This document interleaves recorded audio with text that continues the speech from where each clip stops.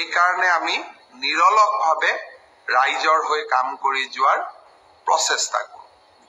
আজি ৰাতিপুৱা এটা বিতৰ্ক আছিল যে কলেজত প্ৰফেচাৰ বা চতুৰ্থ বৰ্গৰ কৰ্মচাৰী, তৃতীয় বৰ্গৰ কৰ্মচাৰী হবৰ কাৰণে PRCৰ ব্যৱস্থাটো চৰকাৰে উইথড্ৰ কৰিছে। কিছুমানে ৰাতিপুৱাই মই বাতৰি কাকতত সমালোচনা দেখা পাইছিলোঁ। মই শিক্ষামন্ত্ৰীক সুধিছিলোঁ যে আমাৰ PRCৰ ব্যৱস্থাটো প্ৰত্যাহাৰ কৰা হৈছে নেকি। শিক্ষামন্ত্ৰীয়ে মোক কৈছিল যে গুৱাহাটী উচ্চ ন্যায়ালয়ে PRCৰ ব্যৱস্থাটো আইনী ব্যৱস্থা বুলি নামানে কাৰণে এই ব্যৱস্থাটো প্ৰত্যাহাৰ কৰিছিলোঁ।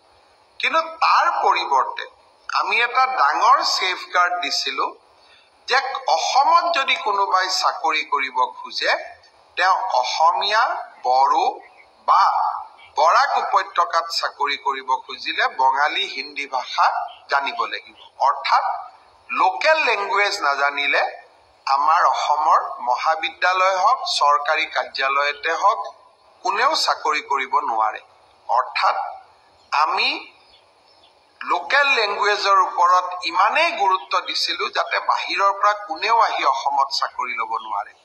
সি যি কি নহওক, এতিয়া আমি দুইটা নিয়ম কৰিছোঁ যে PRCও লাগিব আৰু লোকেল লেংগুৱেজো জানিব লাগিব।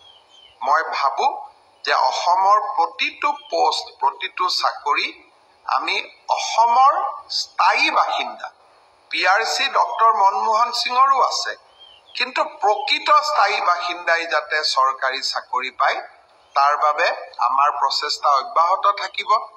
ৰাইজে আমাক সমালোচনাও কৰিব, মৰমো কৰিব, আদৰো কৰিব। ৰাইজৰ প্ৰতি আমি দায়বদ্ধ হৈ থাকিম। নিশা 11 বাজিছে আৰু